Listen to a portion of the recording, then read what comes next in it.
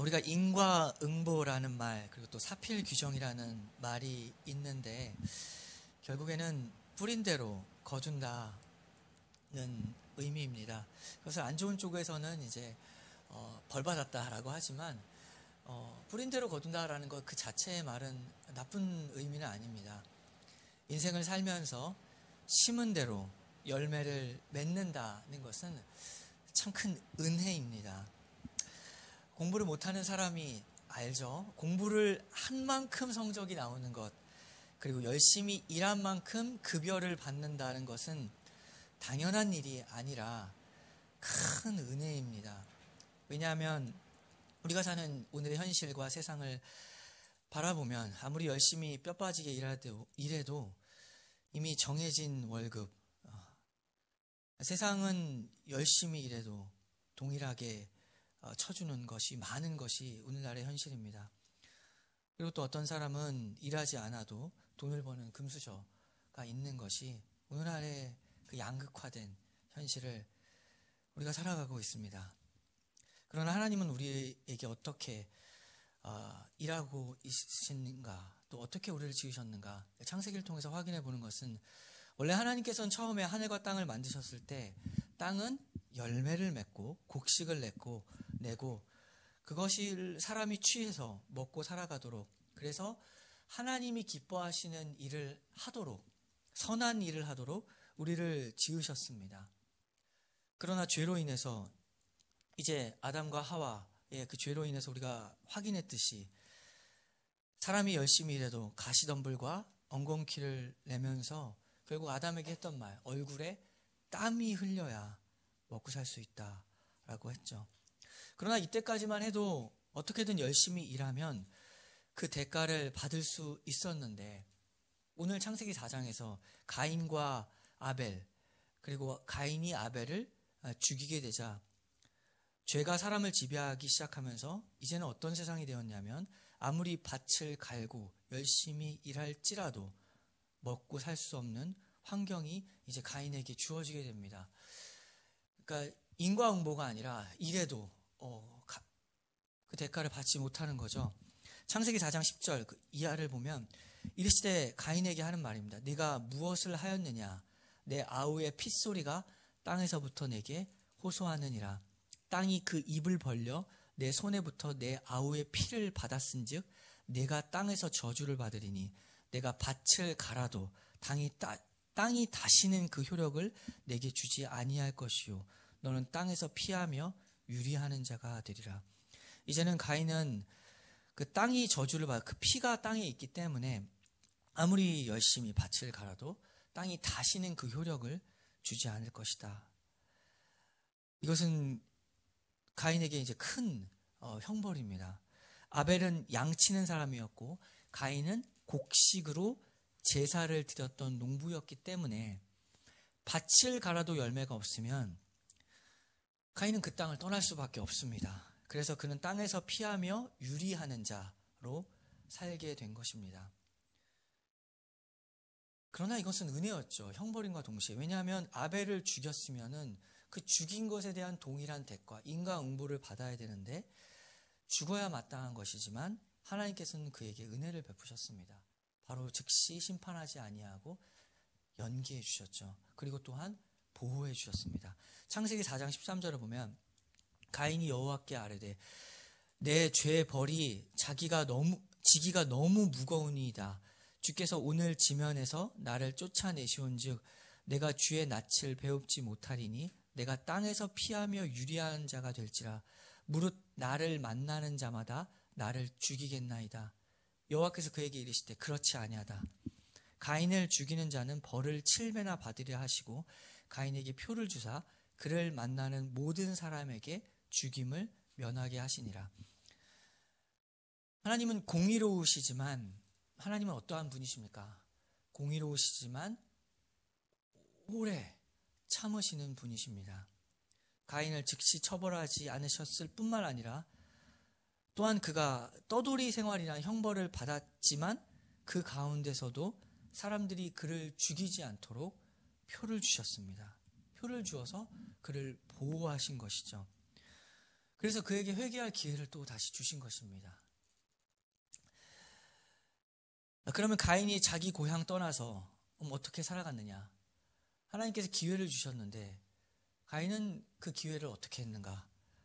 오늘 읽은 16절 이하를 보면은 가인이 여호와 앞을 떠나서 에덴 동쪽 놋 땅에 거주하더니 아내와 동침함에 그가 임신하여 에녹을 낳은지라. 가인이 성을 쌓고 그의 아들의 이름으로 성을 이름하여 에녹이라 하니라. 먼저는 가인이 여호와 앞을 떠났다라고 합니다. 하나님이 언제나 어디서나 계신 무소부지한 하나님이시기 때문에 이 표현은 가인이 그 영적인 상태가 어떠한가를 보여주는 것이죠. 가인이 여호와 앞을 떠난 상태다. 그래서 무엇을 하느냐면 이때부터 가인이 성을 쌓았다라는 기록이 나옵니다. 가인이 성을 쌓았다라는 것은 우리가 특별히 생각해 봐야 할 대목입니다. 가인이 유리하는 자가 될 것이라고 하나님은 말하셨는데 가인은 성을 쌓았습니다. 유리하는 자가 되어서 하나님 말씀대로 나는 떠돌이가 되어서 살 수밖에 없는 인생이구나. 왜 이렇게 되었는가? 내가 아벨을 죽였다. 하나님의 말씀을 어겼다. 물론 이렇게 몸은 떠돌아 다닐지라도 그 떠돌아다니는 방랑 세월에서는 오히려 하나님께 더 가까이 갈 수 있는 기회의 시간들이었습니다. 떠돌아 다니지만 내가 이렇게 된 이유, 하나님을 앞을 떠난 이유 무엇이었는가? 회개할 시간에 그리고 기회의 시간들이었죠. 그것이 바로 나그네의 시간이었습니다. 그러나 가인은 하나님이 안전하게 그를 보호하신다는 표를 받았음에도 불구하고 이러한 하나님의 안전을 버리고 자기의 힘으로 자기의 안전을 취하기 위해서 성을 쌓아서 스스로 보호한 것입니다. 하나님은 떠돌아다닌다고 했는데 가인은 성을 쌓아서 거주한 것이죠. 떠돌아다니지 않은 것입니다. 이것은 단지 세상 무서워서 돌아다니는 거 무서워서 사람이 연약해서 죽을까 봐 두려워서 성을 쌓은 게 아닙니다.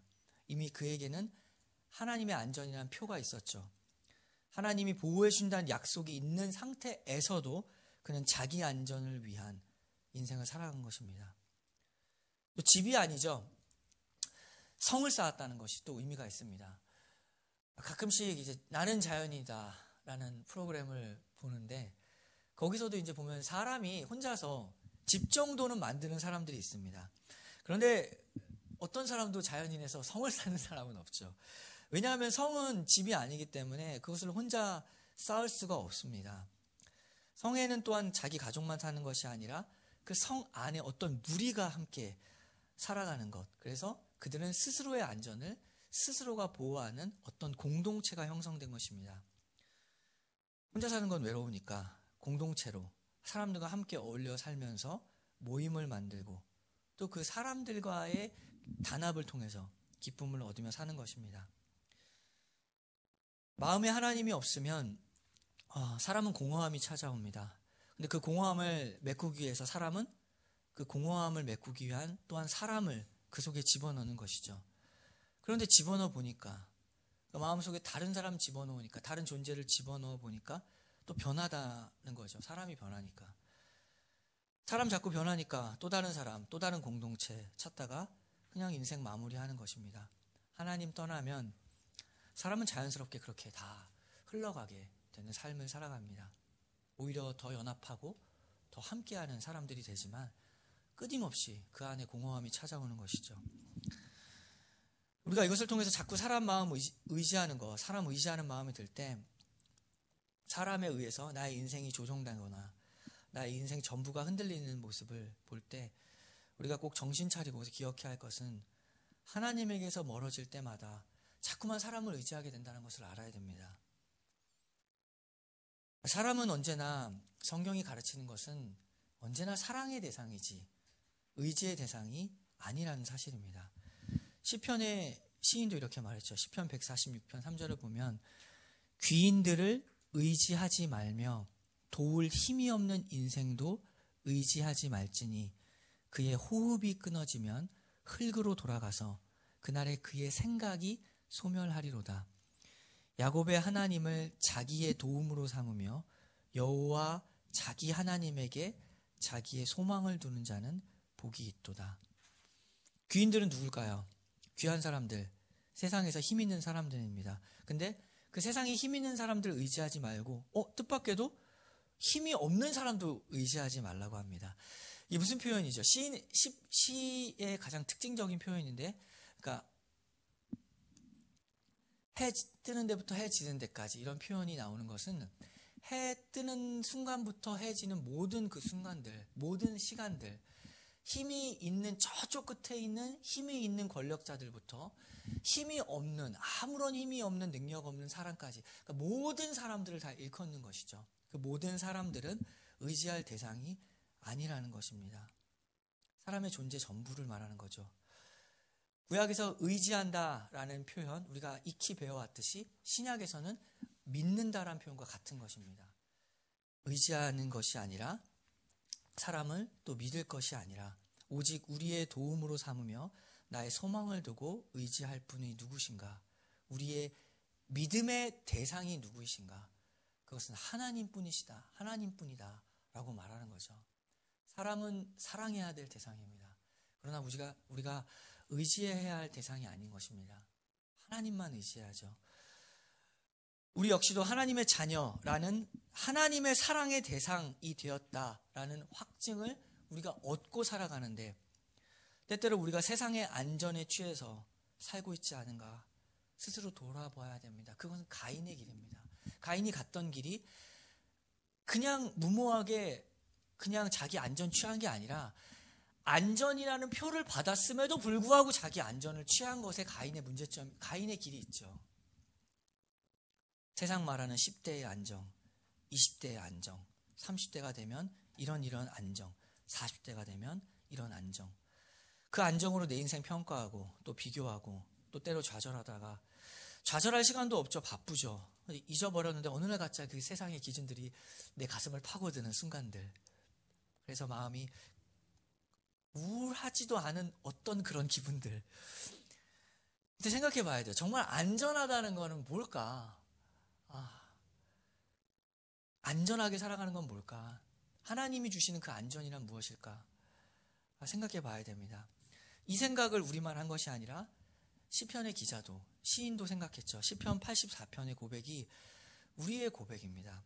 시편 84편 10절 이하를 보면, 주의 궁정에서의 한날이 다른 곳에서의 첫날보다 나은즉 악인의 장막에 사는 것보다 내 하나님의 성전 문지기로 있는 것이 좋사오니, 여호와 하나님은 해요 방패이시라.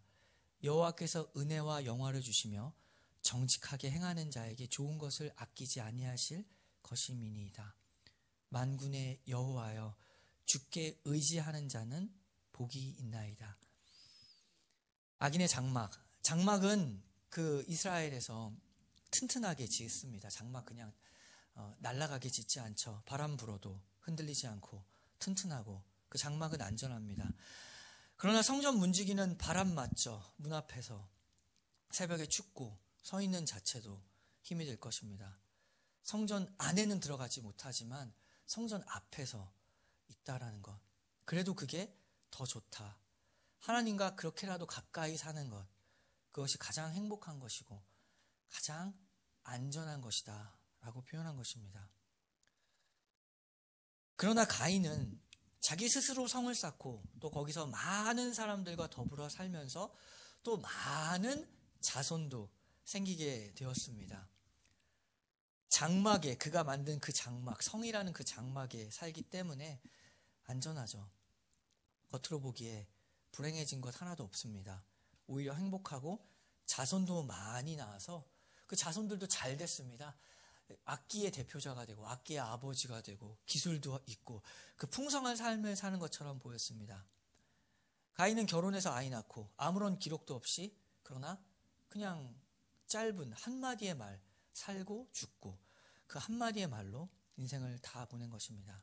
한평생 죄 짓다가 그냥 끝나버린 인생입니다. 그 자손들의 이름이 이렇게 하나씩 기록되어 있는데, 성경이 족보를 기록하는 이유가 있습니다. 그 의미가 무엇이냐면 연결되었다라는 겁니다. 끊어지지 않았다. 대가 이어져 왔다.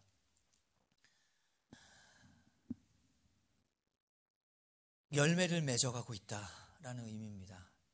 그러나 어떤 열매를 맺어가고 있는가는 또 다른 문제죠. 아브라함의 족보가 있습니다. 그리고 가인의 족보가 있습니다. 그들도 잘 살았습니다. 그러나 어떤 열매를 맺어가고 있는가? 대가 끊어지지 않았는데 어떤 열매를 맺어가고 있는가? 이후에 나와 있죠. 창세기 4장 18절을 보면 에녹이 이랏을 낳고 이랏은 무야엘을 낳고 무야엘은 무드사엘을 낳고 무드사엘은 라멕을 낳았더라. 더 길게 얘기할 필요가 없는 것은 더 길게 얘기할 필요가 없기 때문입니다. 이름 하나로 족하다. 그냥 연결되었다는 것을 얘기합니다. 그런데 여기서 라멕이 등장하죠. 라멕은 길게 써줘야 됩니다. 왜냐하면 지금 이 족보는 어떠한 열매를 맺어가고 있는가를 표현해야 되기 때문에 길게 썼습니다. 창세기 4장 19절을 보면 라멕이 두 아내를 맞이하였으니 하나의 이름은 아나요, 하나의 이름은 실라였더라 라고 되어 있죠. 가인으로부터 이제 6대가 지나는 것 빠르게 한 절에 다 기록하다가 잠깐 지금 람에게 멈추어서 상황을 설명합니다. 어떻게 지금 열매가 맺어가고 있는지, 왜 악인이 잘 되는가, 왜 하나님을 떠나도 자손이 이렇게 풍성하며 잘 먹고 잘 살고 있는가, 그 잘됨이 무엇인지, 어떤 열매였는지 그것을 이제 자세히 보여주는 것입니다.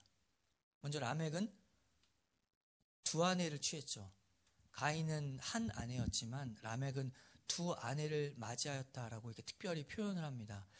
그가 욕심 많았기에 더 가지려 했다라는 것, 그리고 그가 포악했기에 그 이후에 사람을 너무나 쉽게 죽였다는 것, 이 모든 것은 다 그의 어떠한 성품, 그러니까 하나님을 떠난 그 존재가 어떠한 성품을 가지고 있는지, 욕심이 많고 더 달라 그리고 포악해서 사람을 죽였다.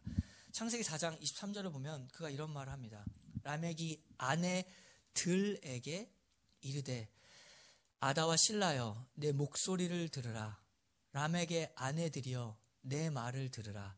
나의 상처로 말미암아 내가 사람을 죽였고 나의 상함으로 말미암아 소년을 죽였도다. 가인을 위하여는 벌이 7배일진데 라멕을 위하여는 벌이 70배이로다 하였더라. 지금 이 말을 하나님이 지금 가인과 지금 라멕에게 한 것이 아니라 라멕이 스스로에게 이렇게 말한 겁니다. 가인을 위해서는 벌이 7배, 나 라멕 위해서는 77배야 라고 자기가 스스로 지금 말하는 거죠. 나 벌 받는데 77배 더 받을 거야 라고 말하는 겁니다. 누가 라멕에게 몸에 상처 냈습니다. 그런데 그 이유 하나 때문에 사람 죽입니다. 극악무도한 것이죠. 가인도 아주 악한 사람인데 세월이 흐르면 흐를수록 그 자손 중에는 그보다 훨씬 더 악한 사람들이 나왔습니다. 가인은 7배 벌 받지만 라멕은 77배. 죄에 대해서 부끄러워하지 않고 오히려 죄를 지은 것 당당하고 자랑스럽고 또 자연스럽게 여기는 것입니다. 왜 이렇게 당당할까요? 왜냐하면 봤기 때문입니다. 가인 봤거든요. 가인 아벨 죽였는데 그냥 죽었어요. 아무 일 없었습니다. 아무 일 없었습니다. 그런데 나도 아무 일 없을 것이다. 죽어도 그냥 죽을 것이다. 하나님의 심판 두려워하지 않습니다. 왜냐하면 아무 일도 없기 때문에 두려워하지 않습니다. 전도서 8장 11절이죠. 사람의 이러한 모습을 이렇게 표현했죠. 악한 일에 관한 징벌이 속히 실행되지 아니하므로 인생들이 악을 행하는데 마음이 담대하도다. 악한 일, 그 징벌 지금 당장 실행되지 않으니까 사람들이 생각하기에 악을 행해도 어차피 괜찮아. 담대하도다.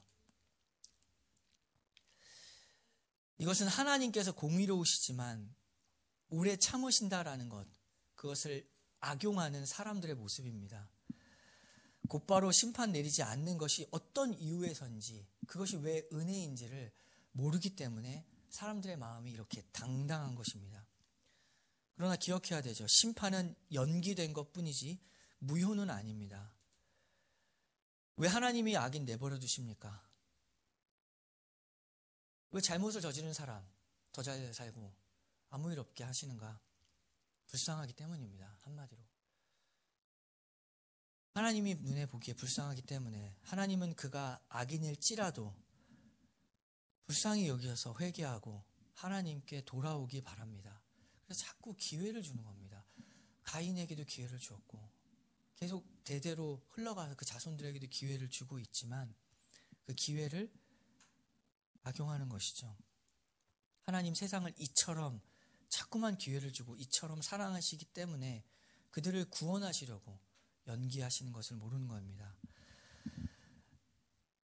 구원과 심판이 연결되어 있습니다. 사람이 하나님의 구원을 모르면 당연히 구원을 모르기 때문에 심판도 모르고 살아갑니다. 우리가 가끔씩 뉴스 보면서 이런 말 하죠. 어떻게 사람이 저러는가? 어떻게 저렇게 행동을 하지? 어떻게 저렇게 말도 안 되는 일을 하나? 저렇게 끔찍한 일을 어떻게 저지를 수가 있냐? 상식적으로. 이것은 극단적인 예로 나타난 것뿐이고 하나님을 모르면 구원을 모르기 때문에 당연히 구원을 모르는 사람은 심판을 모릅니다. 예수님 이 땅 가운데 오실 때 하나님의 자녀는 구원받지만 예수님 이 땅 가운데 오셔서 마귀는 최종적인 심판을 받고 그에 속한 사람들은 심판을 받습니다. 구원과 심판은 늘 연결됩니다. 심판을 모르기에 죄를 지어도 당당하게 살아갑니다. 우리는 하나님의 자녀는 구원을 알기에 또한 심판을 아는 것입니다. 심판을 아는 것이 참으로 큰 복입니다. 구원을 아는 사람이 심판을 압니다. 그래서 심판을 알기에 우리가 죄를 지어도 두려워하죠. 죄의 삭시 무엇인지 알기 때문에. 그래서 하나님 앞에 늘 회개하며 살아가는 것. 회개하며 살아가는 것. 이것이 참으로 큰 복입니다. 심령이 가난한 것. 내가 부여해서 다 필요 없다. 그것이 얼마나 큰 불행한 현실인지 모르는 거죠. 우리 전도를 왜 합니까? 사람이 불쌍하기 때문에 그렇습니다. 저 사람은 구원을 모르기 때문에 저 사람이 지금 당할 심판을 모릅니다. 우리가 전도할 때 중요한 게 뭐죠? 행복해질 거예요 라고 말하지 않습니다. 늘 우리는 죄를 말하죠. 구원과 동시에 심판을 말합니다. 죄가 무엇인가? 당신은 죄인입니다. 구원은 심판과 연결되어 있기 때문에 죄를 말하지 않는 전도는 없습니다. 언제나 우리는 구원을 전하며 심판을 전합니다. 죄의 삭은 사망입니다. 그렇게 심판을 알려주는 것이죠. 그런데 소망이 있다, 구원이 있다라고 말하는 게 전도입니다. 하나님을 알고 그 하나님의 사랑을 통해서 은혜를 알고 그래서 하나님이 사랑과 함께 공의로운 하나님을 알고 하나님의 심판을 기억하고 살아가는 것, 참된 은혜로 살아가는 것입니다. 나의 인생 비록 세상 기준으로는 어떤 면에서 불완전할지라도 하나님의 보호 아래 있다. 그 확신을 가지고 비록 늦게 걸어가거나 혹은 다른 사람의 기준으로 볼 때 지금 걸어가지 않게 보일지라도 하나님과 함께 걸어가겠다. 나그네와 같이 떠도는 삶일지라도 문지기와 같이 사람들은 알아주지 않을지라도 주님과 가까이 살아가는 것, 이것이 참된 인생의 복입니다. 우리는 우리의 기준을 어디에 두고 우리 자신을 보고 있고 또 다른 사람을 보고 있고 다른 교회를 보고 있는가?